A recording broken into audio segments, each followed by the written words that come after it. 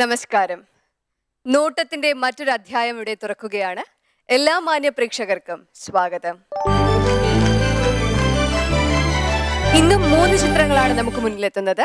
ആദ്യമായി ഈ ചിത്രങ്ങളുടെ സംവിധായകരെ വേദിയിലേക്ക് സ്വാഗതം ചെയ്യാം. ശബ്ദങ്ങൾ എന്ന ചിത്രത്തിന്റെ സംവിധായകൻ ബിജീഷ് ബാലൻ. ഞങ്ങളും സ്മാർട്ടായി എന്ന ചിത്രവുമായി വേദിയിൽ സാനു കുമ്മൽ.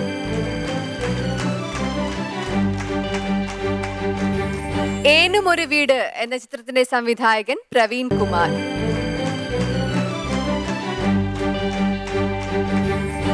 ഇന്നീ വേദിയിൽ ആദ്യമായി സ്ക്രീൻ ചെയ്യുന്നത് ബിജീഷ് ബാലൻ സംവിധാനം ചെയ്ത ശബ്ദങ്ങൾ എന്ന ചിത്രമാണ്. ഈ ഹ്രസ്വചിത്രത്തെക്കുറിച്ച് സംവിധായകനോട് തന്നെ നമുക്ക് ചോദിക്കാം. 5 വയസ്സിന് താഴെയുള്ള കുട്ടികൾക്ക് ഈ കേൾവിശക്തി കുറവ് തിരിച്ചറിഞ്ഞാൽ കോക്ലിയർ ഇംപ്ലാന്റേഷൻ സർജറിയിലൂടെ കേൾവിശക്തി പൂർണ്ണമായി തിരിച്ചു കിട്ടും. അപ്പോൾ ഈ കേരള സർക്കാർ ഇതിന് സാമ്പത്തിക സഹായവും ചെയ്യുന്നുണ്ട്. ഇതിനെക്കുറിച്ചുള്ളൊരു ബോധവൽക്കരണ ചിത്രമാണ് ശബ്ദങ്ങൾ. ഓക്കെ, ബിജീഷ് സംവിധാനം ചെയ്ത ശബ്ദങ്ങൾ എന്ന ചിത്രം നമുക്ക് കാണാം.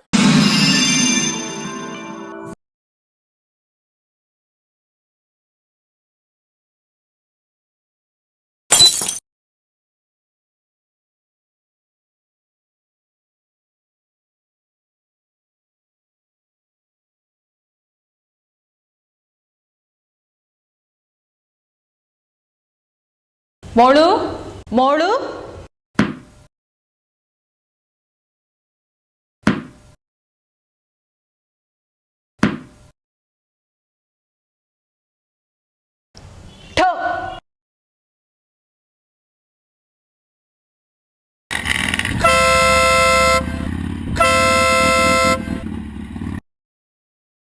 ഈ കുട്ടിക്ക് എന്താ ചെവിയാക്കത്തില്ലേ?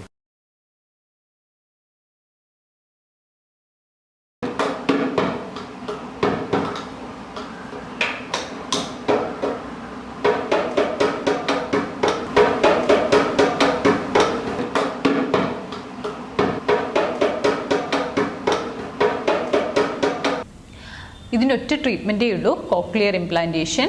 5 മുതൽ 10 ലക്ഷം വരെ ചിലവ് വരുന്ന ഒരു സർജറിയാണിത്. സാധാരണ എല്ലാ വലിയ ഹോസ്പിറ്റലുകളിലും ഇതിനുള്ള സൗകര്യമുണ്ട്. സോറി മീര, ഇത് മൃഗങ്ങളുടെ ക്ഷേമത്തിനായി പ്രവർത്തിക്കുന്ന സന്നദ്ധ സംഘടനയാണ്. മനുഷ്യരുടെ കാര്യം പരിഗണിക്കാൻ ഇവിടെ പറ്റില്ല. അല്ല സാർ, ഇന്നലെ പറഞ്ഞിരുന്നു നോക്കാമെന്ന്. അയ്യോ, അങ്ങനെ പറയരുത്. ഭർത്താവ് ജീവിച്ചിരിപ്പില്ല, നിങ്ങൾക്കാണെങ്കിൽ ജോലിയുമില്ല. ഇത്രയും വലിയൊരു ലോൺ ഈ ബാങ്കിന് അനുവദിക്കാൻ പറ്റില്ല. നിങ്ങളുടെ അപേക്ഷ കിട്ടി. ഈ തുക അനുവദിക്കാൻ സ്ഥാപനത്തിന് വകുപ്പില്ല. ശരിയാണ്, ഞങ്ങളുടേത് കുട്ടികൾക്കായി പ്രവർത്തിക്കുന്ന സന്നദ്ധ സംഘടനയാണ്. എന്നാൽ ലക്ഷ്യം മറ്റൊന്നാണ്. കളിച്ചു വളരാൻ മറക്കുന്ന ബാല്യത്തിന് കളിക്കോപ്പുകൾ വിതരണം ചെയ്യുക എന്ന മഹാദൗത്യമാണ് ഞങ്ങൾ ഏറ്റെടുത്തിരിക്കുന്നത്. ഞങ്ങൾക്ക് നിങ്ങളുടെ കാര്യത്തിൽ ശരിക്കും സഹതാപമുണ്ട് മീര. പക്ഷേ നിങ്ങൾക്ക് സാമ്പത്തിക സഹായം തരാൻ ഞങ്ങളുടെ ബൈലോ അനുവദിക്കുന്നില്ല. അതിനിപ്പോൾ വിഷമിക്കേണ്ട കാര്യമൊന്നുമില്ല. ഈ സർജറി തീർത്തും സൗജന്യമായി സർക്കാർ തന്നെ ചെയ്തു കൊടുക്കുന്നുണ്ട്.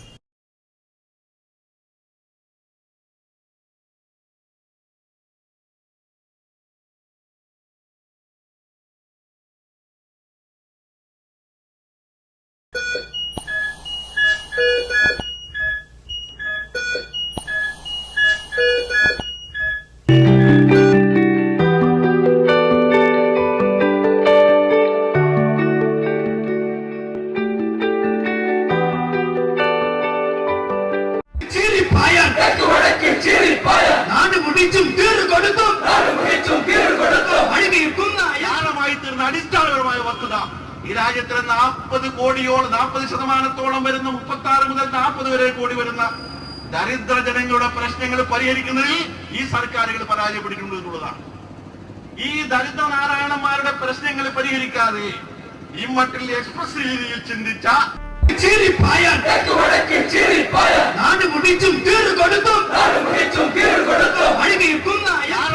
അടിസ്ഥാനപരമായ വസ്തുത ശബ്ദങ്ങൾ പലതും കേൾക്കും, നല്ലതും ചീത്തയും. അതിൽ ചീത്ത ശബ്ദങ്ങൾക്ക് ചെവി കൊടുക്കാതിരുന്നാൽ മതി.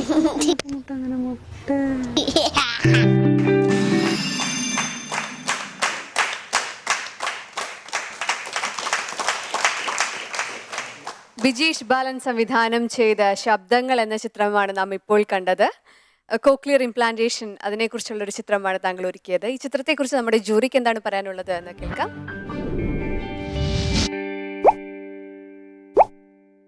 ഹലോ ബിജീഷ്, ശബ്ദങ്ങൾ വളരെ നന്നായി എടുത്തിരിക്കുന്ന ഒരു ഡോക്യുമെൻ്ററിയാണ്. ചില മുഹൂർത്തങ്ങൾ മനസ്സിൽ നിൽക്കുന്നുമുണ്ട്. ആ കുട്ടിക്ക് കേൾവി കിട്ടുമ്പോൾ, കോക്ലിയർ ഇംപ്ലാന്റേഷൻ കഴിഞ്ഞ് കേൾവി കിട്ടുമ്പോൾ അത് പെട്ടെന്ന് ചെവി പൊത്തുന്നുണ്ട്. അതായത് ഇത്രയധികം ശബ്ദം കേൾക്കേണ്ടിയിരുന്നില്ല എന്നുള്ള മട്ടിൽ. അത് നമ്മളൊക്കെ കേൾവിയുള്ളവർ പോലും പലപ്പോഴും ചെവി പൊത്താൻ ആഗ്രഹിക്കുന്ന ഒരു സാഹചര്യമാണല്ലോ നമുക്കുള്ളത്. അപ്പോൾ അത് ഒരുപാട് അർത്ഥതലങ്ങളുണ്ട്. അതിന് വളരെ മനോഹരമായിട്ട് എടുത്തിട്ടുണ്ട് ആ ചിത്രം. പിന്നെ ഇതൊരു മത്സരമായതുകൊണ്ട് തന്നെ ഏറ്റവും മികച്ചതിന് മാത്രമേ ഒന്നാമതോ രണ്ടാമതോ എത്താൻ സാധിക്കുകയുള്ളൂ എന്നുള്ളത് മറ്റൊരു സത്യം. വളരെ ഇൻഫോർമേറ്റീവും ആണ് ഈ ഡോക്യുമെൻ്ററി. 5 വയസ്സിന് അകമാണ് ഈ കുട്ടിക്ക് കേൾവിശക്തി ഇല്ല എന്ന് അച്ഛനമ്മമാർ തിരിച്ചറിയുന്നതെങ്കിൽ ആ കുട്ടിക്ക് കോക്ലിയർ ഇംപ്ലാന്റേഷൻ്റെ ഫ്രീ സർജറിയാണ് ഗവൺമെൻറ് പ്രൊവൈഡ് ചെയ്യുന്നതെന്നൊരു ഇൻഫർമേഷൻ, വലിയൊരു ഇൻഫർമേഷനാണ്. അതെത്തിക്കുന്നുമുണ്ട്.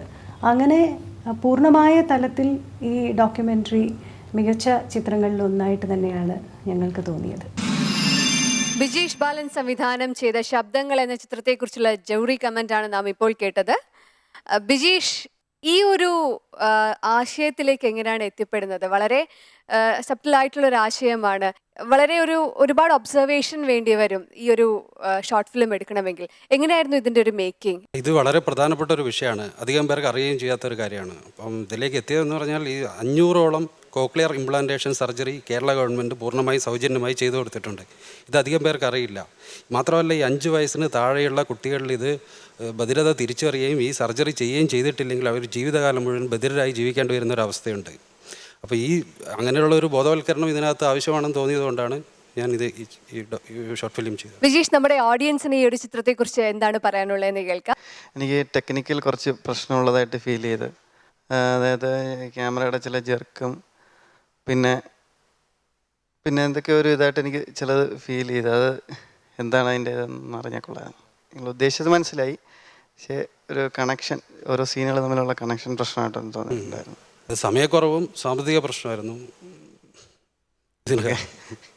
ഓക്കെ ബിജീഷ്, ഒരുപാട് പേർക്കും ഇതിനെക്കുറിച്ച് ഒരറിവും ഇല്ലാതിരിക്കുന്ന ഒരു സാഹചര്യമാണ്. നമ്മുടെ സർക്കാർ ഇത്രത്തോളം ചെയ്യുന്ന ഈ ഒരു അവസരത്തിൽ അത് നാട്ടുകാരിലേക്ക് എത്തിക്കുക എന്നുള്ളത് വലിയൊരു കാര്യം തന്നെയാണ്. ആ ഒരു നിലയിൽ വളരെ നല്ലൊരു പ്രോജക്റ്റാണ്. എല്ലാവിധ ആശംസകളും. Thank you Bijeesh. Thank you. Bijeesh സംവിധാനം ചെയ്ത ശബ്ദങ്ങൾ എന്ന ചിത്രമാണ് നാം ഇപ്പോൾ കണ്ടത്. ഒരിടവേളയ്ക്ക് ശേഷം ഇനി നാം കാണാൻ പോകുന്ന ചിത്രം ഞങ്ങളും സ്മാർട്ടായി.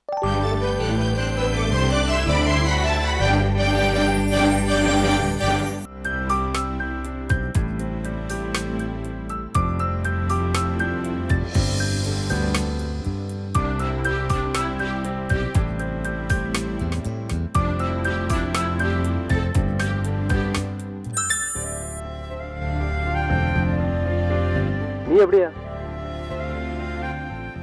ലൈബ്രറിയില് സമകാലിക ജനപദം വായിക്കുന്നു. സമകാലിക ജനപദം? Are you preparing for IAS? അതെ, ഞാൻ IASന് പ്രിപ്പയർ ചെയ്യുന്നു. സമകാലിക ജനപദം PRD പ്രസിദ്ധീകരിക്കുന്ന ഒരു മാസികയാണ്. ഇത് വായിച്ചാലേ കേരളത്തെ പറ്റിയും സർക്കാരിന്റെ ക്ഷേമ പദ്ധതികളെക്കുറിച്ചും സമകാലിക സംഭവങ്ങളെ പറ്റിയും അറിയാൻ കഴിയൂ. സർക്കാരിനെയും സമകാല ഭരണ നിർവഹണത്തെയും കുറിച്ച് അറിയേണ്ടത് അറിയുവാനും അറിയുന്നത് ഉറപ്പിക്കുവാനും ഞാൻ ആശ്രയിക്കുന്നത് സമകാലിക ജനപദം എന്ന ഈ മാസികയാണ്. സമകാലിക ജനപദം, അറിവിന്റെ ആധികാരികത. വാർഷിക വരിസംഖ്യ 120 രൂപ. കൂടുതൽ വിവരങ്ങൾക്ക് സിവിൽ സ്റ്റേഷനിൽ പ്രവർത്തിക്കുന്ന ജില്ലാ ഇൻഫർമേഷൻ ഓഫീസുമായി ബന്ധപ്പെടുക.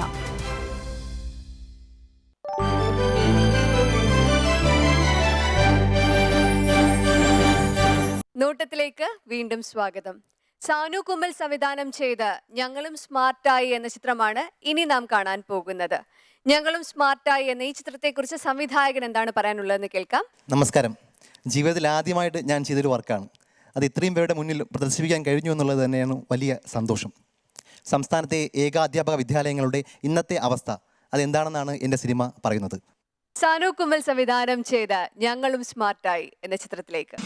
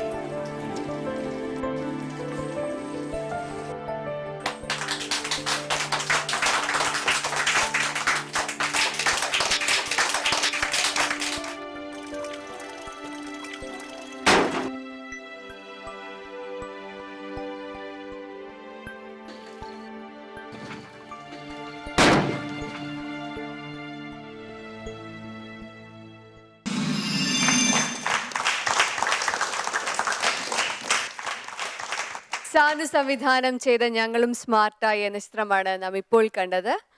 വളരെ ഭംഗിയുള്ളൊരു ചിത്രം, വളരെ പോസിറ്റീവ് ആയിട്ടുള്ളൊരു ചിത്രമാണ് സാനു ഒരുക്കിയിരിക്കുന്നതെന്ന് തോന്നുന്നു. നമുക്ക് എന്തായാലും ജഡ്ജസിലേക്ക് കടക്കാം.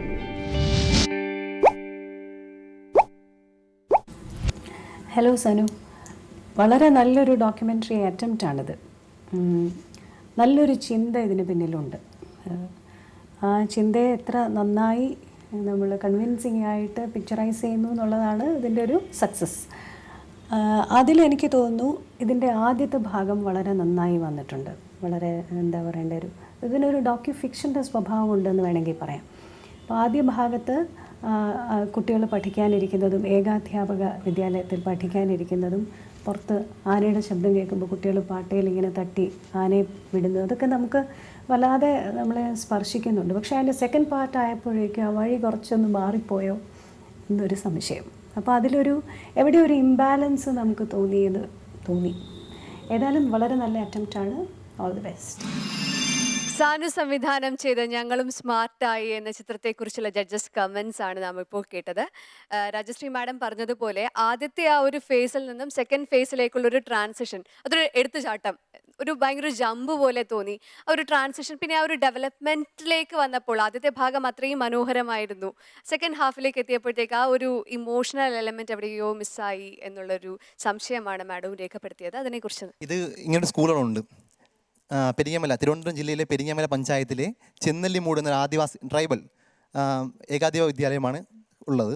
അതിൽ ഒരു വിദ്യാർത്ഥിയുടെ വീട് തന്നെയാണ് ആദ്യ പാർട്ടിൽ ഏകാധ്യാപക വിദ്യാലയമായിട്ട് മാറ്റിയത്. ഒരു ബോർഡ് വെക്കുക മാത്രം ആണ് ചെയ്തത്, ഏകാധ്യാപക വിദ്യാലയം ചെന്നല്ലിമൂട്. ബാക്കിയെല്ലാം അതുപോലെയാണ്. ടീച്ചറുണ്ട്, മുഴുവൻ കുട്ടികളുമുണ്ട്.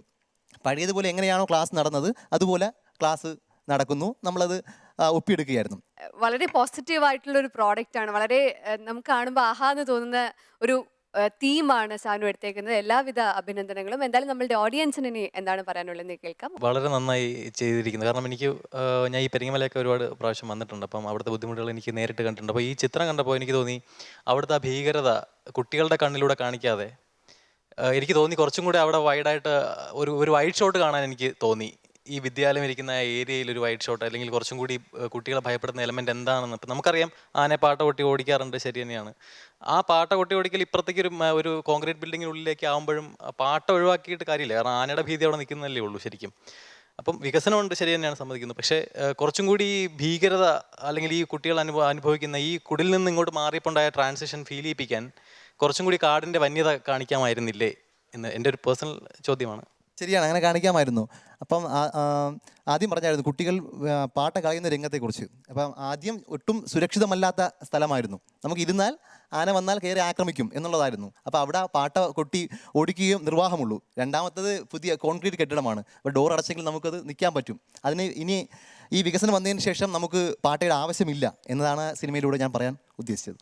സാനു, എന്തായാലും നല്ലൊരു അറ്റംപ്റ്റ് ആണ്. ഇനിയും വലിയൊരു ഫ്രെയിമിലേക്ക് സാനുവിന്റെ സ്വപ്നങ്ങൾ കടക്കട്ടെ എന്ന് ആശംസിക്കുന്നു. ഇനിയും വലിയൊരു ഫ്രെയിമിൽ സാനുവിന്റെ സ്വപ്നങ്ങൾ നമുക്കും കാണാൻ സാധിക്കട്ടെ എന്ന് പ്രാർത്ഥിക്കുന്നു.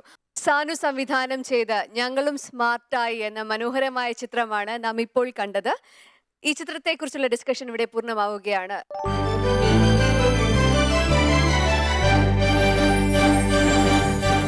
ഇനി നമുക്ക് മുന്നിൽ എത്താൻ പോകുന്ന ചിത്രം പ്രവീൺ കുമാർ സംവിധാനം ചെയ്ത ഏനും ഒരു വീട് എന്ന മനോഹരമായ ഷോർട്ട് ഫിലിമാണ്. ഈ ഒരു ചിത്രത്തെക്കുറിച്ച് സംസാരിക്കുവാനായി സംവിധായകനോട് തന്നെ. കേരള ഗവൺമെൻറ്റിൻ്റെ ആദിവാസി ഭവന പദ്ധതി അത് എങ്ങനെ അടിസ്ഥാന വർഗത്തിൻ്റെ കീഴിലേക്ക് എത്തുന്നു എന്നതിനെക്കുറിച്ചുള്ള ഒരു അന്വേഷണമാണ് ഞാൻ ചെയ്ത ഏനും ഒരു വീട് എന്ന ഈ ഹ്രസ്വ ചിത്രം.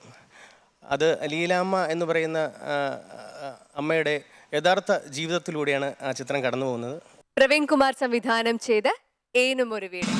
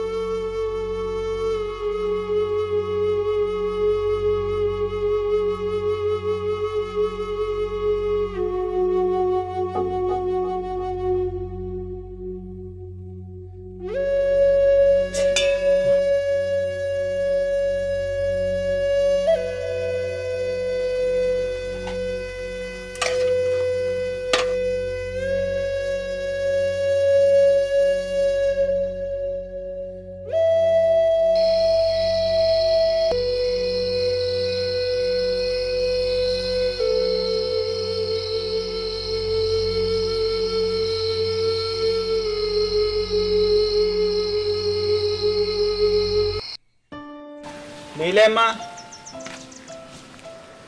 നീലേമ്മ,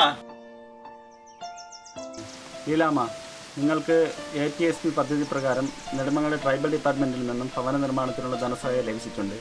അത് മുഖ്യമന്ത്രി വിതുര പഞ്ചായത്തിൽ വരുന്ന ചടങ്ങിൽ നിന്നും ആ DD വാങ്ങുകയും നിങ്ങൾ പുതിയ ഭവന നിർമ്മാണത്തിനുള്ള ആരംഭം കുറിക്കുകയും ചെയ്യുക.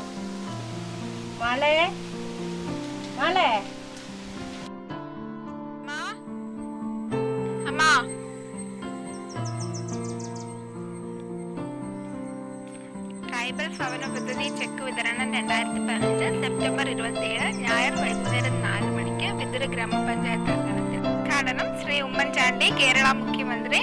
അധ്യക്ഷൻ ശ്രീ ശബരിനാഥൻ MLA.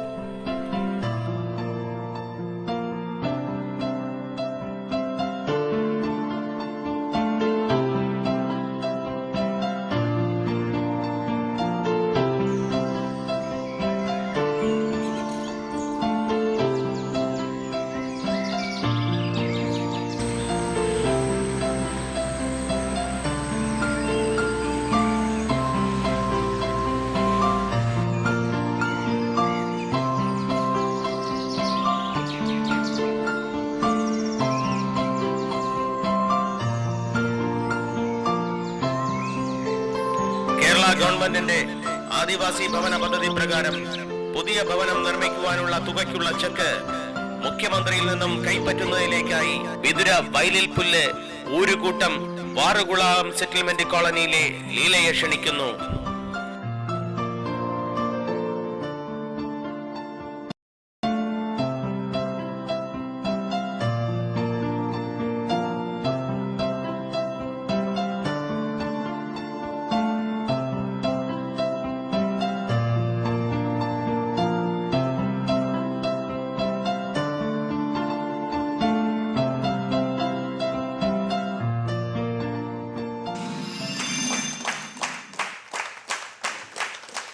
പ്രവീൺ കുമാർ സംവിധാനം ചെയ്ത ഏനും ഒരു വീടാണ് നാം ഇപ്പോൾ കണ്ടത്. പ്രവീൺ, വളരെ രസകരമായിട്ടുള്ള ഒരു പിക്ചറൈസേഷൻ. എന്തായാലും നമുക്ക് ജഡ്ജസിലേക്ക് തന്നെ ചെല്ലാം.